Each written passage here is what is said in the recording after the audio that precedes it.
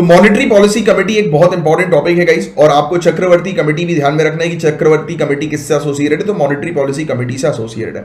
जयंत वर्मा जो हम लोग को मेंबर मॉनेटरी पॉलिसी कमेटी के देखने को मिलते हैं रिजर्व बैंक ऑफ इंडिया के, इन्होंने अपोज किया है रिजर्व बैंक ऑफ इंडिया की अकोमोडेटिव पॉलिसी स्टांस को। इन्होंने कहा है कि ये रिजर्व बैंक ऑफ इंडिया की जो अकोमोडेटिव पॉलिसी जो है, ये जो रिजर्व बैंक ऑफ इंडिया के जो टारगेट्स हैं इन्फ्लेशन को लेकर, महंगाई को लेकर, उसको जो है वो पीछे कर देंगे। मतलब ये बिल्कुल भी सही नहीं है फ्यूचर के लिए। तो आपको ये समझना है कि अकोमोडेटिव पॉलिसी जो है वो होती क्या है। तो अकोमोडेटिव पॉलिसी का सिंपल मतलब ये है कि सेंट्रल बैंक जो है वो क्या करती है, मनी सप्लाई को बूस्ट करने पर टारगेट करती है इकोनॉमी में। अब इकोनॉमी में मनी सप्लाई कब होगा, बहुत सिंपल सी चीज है जिसको आपको ध्यान में रखना है कि कंट्री के अंदर मनी का सप्लाई कब बढ़ेगा, जब बैंक जो है उनका रेट ऑफ इंटरेस्ट जो है वो कम होगा। कैसे, आप मुझे बताइए कि जब बैंक का इंटरेस्ट रेट ज्यादा होगा तब आप बैंक से इजीली लोन लोगे, या फिर जब बैंक का इंटरेस्ट रेट कम होगा तब लोगे, या फिर उसको इस तरीके से समझो और सिंपल शब्दों में, क्योंकि इकोनॉमिक्स को लोग बहुत हवा समझ लेते हैं, उनको लगता है कि अरे बाप रे हमें तो समझ में नहीं आ रही। बहुत ईजी चीज है, उसको सिंपलेस्ट तरीके से समझने की कोशिश करो। अब जैसे कि फॉर एग्जाम्पल आपको 1 करोड़ रुपए चाहिए, आपको 1 करोड़ रुपए चाहिए और सालाना 1 करोड़ पर जो है वो मान लेता हूं कि आपको 10 लाख रुपए ब्याज जो है वो लगेगा, राइट। अब आप मुझे बहुत ध्यान से सुनना, सालाना 10 लाख रुपए ब्याज पर आप पैसा उठाने के लिए रेडी हो, या फिर सालाना 5 लाख रुपए ब्याज पर आप पैसा उठाने के लिए रेडी हो जाओगे, किसमें आप जल्दी रेडी होगे। तो आप बोलोगे सर मुझे तो सालाना 5 लाख रुपए मात्र देना पड़ेगा, मैं तो उसमें रेडी हो जाऊंगा। इसी में रेडी हो गए ना, सालाना 5 लाख रुपए देने में। आपके पास 2 ही ऑप्शन है कि आपको सालाना 10 लाख रुपए देना है ब्याज पर, और आपको सालाना 5 लाख रुपए देना है ब्याज पर। तो आप बोलोगे कि 5 लाख रुपए देने में रेडी हो जाएंगे। तो क्या होगा कि रिजर्व बैंक ऑफ इंडिया ने इंटरेस्ट रेट बैंक का कम कर दिया, जिससे कि लोग जल्दी से जल्दी पैसा उठा लें मार्केट से, बैंक से, और मार्केट में लगाएं। क्यों रिजर्व बैंक ऑफ इंडिया ऐसा चाहती है कि लोग लोन लें? क्योंकि लोन लेना तो बुरी बात है नहीं, बिजनेस के लिए लोन इज वेरी इंपॉर्टेंट। क्योंकि आपको पता है गाइस कि फैक्टर ऑफ प्रोडक्शन क्या होता है, फैक्टर ऑफ प्रोडक्शन के अंदर लैंड, लेबर, कैपिटल की आवश्यकता होती है एक बिजनेस को रन करने के लिए। अगर एक बिजनेस के पास कैपिटल नहीं है, पैसा नहीं है, तो वो बिजनेस नहीं चल पाएगा। अब इस चीज को और आसान शब्दों से समझिए, जैसे कि आपको एक बिल्डिंग बनानी है, राइट। बिल्डिंग बनाने के लिए आपको पैसा चाहिए, आप किससे पैसा लोगे? बैंक से पैसा लोगे, और आप कब लोगे? जब इंटरेस्ट रेट कम होगा तभी आप पैसा लोगे। अब आपने जैसे फॉर एग्जांपल बैंक से पैसा उठा लिया, अब इससे इकोनॉमी का क्या फायदा है वो मैं समझाने की कोशिश कर रहा हूं, उसको ध्यान समझना। आपने बैंक से उठा लिया पैसा, आपके पास आ गया है पैसा, आपने काम अपना शुरू कर दिया। अब जब आपने काम करना शुरू किया तो आपने लेबरों को हायर किया बिल्डिंग बनाने के लिए। तो आपने क्या किया? लेबर्स को जॉब दी। आपने क्या किया? मैनेजर को जॉब दी, ठेकेदार को, कि भाई चेक कर देख। आपने एक टीम बिठाई उसकी मार्केटिंग करने के लिए, तो एडवर्टीजमेंट कंपनी को जो है वो आपने पैसा दिया।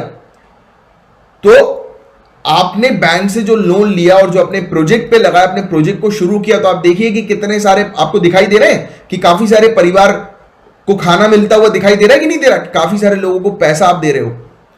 बट वहीं अगर आप बैंक से लोन नहीं उठाते तो क्या इतने सारे लोगों का परिवार चल पाता? नहीं चल पाता। मतलब कि रिजर्व बैंक ऑफ इंडिया अपनी इस अकोमोडेटिव पॉलिसी के माध्यम से बैंक के इंटरेस्ट रेट को कम करती है। उसका ऑब्जेक्टिव ये होता है कि मार्केट में पैसा उतरे, और जब मार्केट में पैसा उतरे तो लोगों को जॉब मिले। अब आप सोचिए कि इंटरेस्ट रेट हाई होगा तो ये व्यक्ति जो है, यानी कि आप जो है अगर बिल्डिंग नहीं बनाएंगे तो इतने सारे लोगों को नौकरी मिलेगी क्या? नहीं मिलेगी।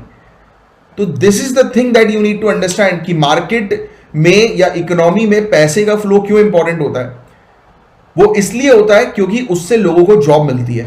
अब आप पैसे का फ्लो जो है वो नहीं करोगे। और एक और चीज, जैसे कि आपके एम्प्लॉइज ने आपने अपने एम्प्लॉय को सैलरी दी, तो आपका एम्प्लॉय मार्केट से वस्तु को खरीदेगा, सामान को खरीदेगा, और जब वो मार्केट से सामान को खरीदेगा तो वो दुकानदार को पैसा देगा।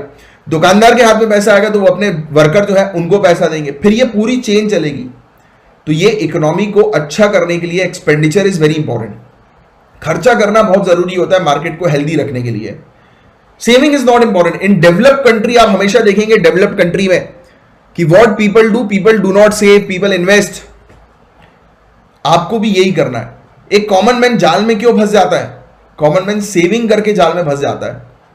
आपको सेविंग्स पर फोकस नहीं करना है, आपको इन्वेस्टमेंट पर फोकस करना है, और लग्जरी को अपने आप से दूर रखना। मैंने अक्सर देखा है कि जो लोग डूबते हैं फाइनेंशियली, वो सबसे बड़ी गलती क्या करते हैं, उनकी कमाई आकर उन्होंने दिखावे के चक्कर में लग्जरी में चले गए। वो आईफोन ले लिया भाई साहब, वो भी लोन पे, अब उसकी महीने की 10,000 की किस्त आप भर रहे हो। 50,000 रुपए आप कमा रहे हो महीने का, 10,000 की आईफोन में चली गई, क्या मतलब? 50,000 रुपए कमाओ, 25-30,000 रुपए अपनी बेसिक नीड्स को फुलफिल करो, 5,000 रुपए कैश फ्लो के तौर पर अपने बैंक पे रखे रहो कि जब भी आवश्यकता पड़े आपके पास तुरंत जो है वो कैश निकल जाए। बाकी रिमेनिंग अमाउंट आप कहीं पर इन्वेस्ट करिए, स्टॉक में इन्वेस्ट करिए, गोल्ड खरीदिए, क्या दिक्कत है? गोल्ड खरीदो, डिजिटल गोल्ड खरीदो या फिर ऐसी गोल्ड खरीद लो।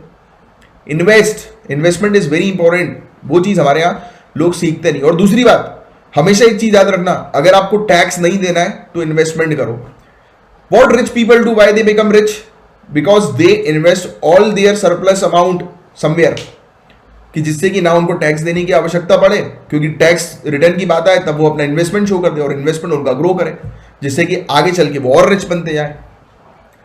बट ये गरीब आदमी, कॉमन मैन जो है, ये प्रॉब्लम, ये चीज फाइनेंशियल अंडरस्टैंडिंग उनको डेवलप नहीं हो पाती। तो हमेशा एक टॉपिक आप तो सजेशन में लिखिएगा अपने मेंस के अंदर कि एकेडमिक्स के अंदर ये टॉपिक होना चाहिए, राइट? तो ये चीज है, ये वाली बात समझ में आ गई सभी को कि अकोमोडेटिव पॉलिसी जो है वो क्या होती है। तो ये कह रहे हैं कि अकोमोडेटिव पॉलिसी जो है वो बर्बाद कर देगी, राइट? क्योंकि इससे जो है वो फायदा, नुकसान जो है वो क्या होगा? तो इससे नुकसान जो है ये होगा कि फ्यूचर में अगर आप फ्लो, मनी के फ्लो को जो है वो काफी ज्यादा इंक्रीज कर दोगे तो what will happen? Two things will happen. Either price जो होंगे कमोडिटी के वो बढ़ जाएंगे, क्योंकि लोगों के हाथ में जब प्राइस आएगा, पैसा आएगा, तो लोग जो है वो खर्च करेंगे, मतलब लोगों की डिमांड बढ़ेगी। सप्लाई कम है, डिमांड बढ़ेगी, तो क्या होगा? प्राइस जो है वो इंक्रीज होंगे या फिर प्राइस जो है वो घट जाएंगे, राइट? क्यों प्राइस जो है वो घटने लगेंगे? क्योंकि कमोडिटीज के प्राइस डिफ्लेशन पे जो है वो क्यों चली जाएगी? क्योंकि आपकी परचेजिंग पावर जो है वो हाई हो जाएगी। तो ये भी एक चीज हम लोग को देखने को मिलेगी कि आप जो है वो बहुत ज्यादा मात्रा में परचेजिंग पावर आपकी इंडिविजुअल बेसिस पर जो है हाई हुई, तो आपकी परचेजिंग कैपेसिटी होगी प्रोडक्ट को जो है वो परचेज करने की, तो उसके प्राइस जो है वो नहीं हम होंगे। तो ये इंडस्ट्री के लिए जो है वो काफी खतरनाक चीज है। बट अभी उस पर आपको जो है वो इतना डिटेल में जाने की आवश्यकता नहीं, आपको तो सिर्फ ये समझना है कि अकोमोडेटिव स्टैंस जो है वो क्या होता है। बस ये चीज पहले क्लियर रखो, ये चीज आपसे पूछेंगे ये लोग। दूसरा टॉपिक जो आपसे पूछेंगे वो मॉनेटरी पॉलिसी कमेटी की। मॉनेटरी पॉलिसी कमेटी क्या होती है? तो रिजर्व बैंक ऑफ इंडिया की ये मॉनेटरी पॉलिसी कमेटी होती है, बट इसे बनाती कौन है, तैयार कौन करती है? गवर्नमेंट तैयार करती है, गवर्नमेंट जो है वो उसको क्रिएट करती है, राइट? और इस कमेटी का टास्क क्या होता है? तो repo rate, reverse repo rate, bank rate, cash reserve ratio, तो इन सब रेट पर जो है ये फ्रेम करती है, बनाती है इन सब रेट को। तो आपका एक टास्क है, साइड में अपना पेपर में एक टास्क लिखो कि आपको ये सब repo rate, reverse repo rate, bank rate, cash reserve ratio, ये सब क्या होते हैं ये आपको पढ़ना है। इकोनॉमिक्स की मेरे ख्याल से आपको 11th या 12th क्लास में ये सब पूरे टॉपिक्स आपको जो है मिल जाएंगे। नहीं मिलेंगे तो एक बार सर्च कर लेना, ये बहुत इजी से टॉपिक्स हैं यार। Repo rate, reverse repo rate, right? Individually अगर ये टॉपिक आता है करंट अफेयर्स में तो मैं आपको कवर करा दूंगा, राइट? बाकी अभी के लिए आपका टास्क है कि आपको जो है वो कवर करना है। तो आपको ये चीज समझ में आ गई कि मॉनेटरी पॉलिसी कमेटी का काम क्या है, कि ये सब टूल्स पर ये काम करती है। अच्छा, इस टूल्स के माध्यम से ये क्या करती है? इन्फ्लेशन को कम करने का काम करती है, फर्स्ट पॉइंट, और साथ ही साथ इन्फ्लेशन को कम करने के साथ हमारी कंट्री के ग्रोथ और डेवलपमेंट पर फोकस करती है कि महंगाई कम होनी चाहिए और साइमल्टेनियसली ग्रोथ और डेवलपमेंट भी होना चाहिए। तो इस पर मेनली फोकस इसका होता है और इसको बनाया जाता है सेंट्रल गवर्नमेंट ऑफ इंडिया के द्वारा। सेक्शन 45ZB जो reserve bank of India act का हमें देखने को मिलता है, तो उसके माध्यम से इसको मॉनेटरी पॉलिसी कमेटी को बनाया जाता है। इसके काम क्या होते हैं? ये डिसाइड करती है अलग अलग पॉलिसी रेट को, जिसके अंदर मार्जिनल स्टैंडिंग फैसिलिटी आती है, रेपो रेट आता है, रिवर्स रेपो रेट आता है, लिक्विडिटी एडजस्टमेंट फैसिलिटी हम लोग को देखने को मिलती है। तो ये सब पूरे जितने भी रेट्स हैं ये आपको जो है पढ़ना, ये अभी के लिए आपका टास्क है। और इस कमेटी में टोटल कितने मेंबर होते हैं? 6 मेंबर होते हैं। सरकार जो है वो नॉमिनेट करती है 3 मेंबर, तो ये फैक्ट एक पता होना चाहिए। दूसरे अदर 3 मेंबर जो होते हैं वो रिजर्व बैंक ऑफ इंडिया के हम लोग को देखने को मिलते हैं, राइट? गवर्नर जो होते हैं वो एक्स ऑफिशियो चेयरमैन होते हैं, राइट? और डिप्यूटी गवर्नर जो रिजर्व बैंक ऑफ इंडिया के हम लोग को देखने को मिलते हैं, उनके वो इंचार्ज होते हैं मॉनेटरी पॉलिसी के, राइट? और एग्जीक्यूटिव डायरेक्टर हम लोग को देखने को मिलते हैं, वो सेम पर्सन सेंट्रल बैंक के, राइट? Deputy governor, right? तो याद रखो, रिजर्व बैंक ऑफ इंडिया के गवर्नर, डिप्यूटी गवर्नर और एग्जीक्यूटिव डायरेक्टर। और फिर इसके अलावा इन लोग को सेलेक्ट जो है वो कैसे किया जाता है? तो एक कमेटी हम लोग को, सर्च कम सिलेक्शन कमेटी हम लोग को देखने को मिलती है कैबिनेट सेक्रेटरी के अंदर, राइट? तो ये जो है वो सिलेक्ट करती है, इनका काम होता है सिलेक्ट करने का। बट ये चीज आपको ध्यान में रखना है कि हर किसी को सिलेक्ट नहीं किया जाता है, उन लोगों को सिलेक्ट किया जाता है जो लोग इसमें रहते हैं, क्या बोलते हैं, इकोनॉमिक्स या बैंकिंग फील्ड से जो है वो बिलोंग करते हैं, तो उन लोग को जो है वो सिलेक्ट किया जाता है। तो ये चीज आप थोड़ी सी ध्यान में रखिएगा। अच्छा, 1 मिनट रुकना है गाइस।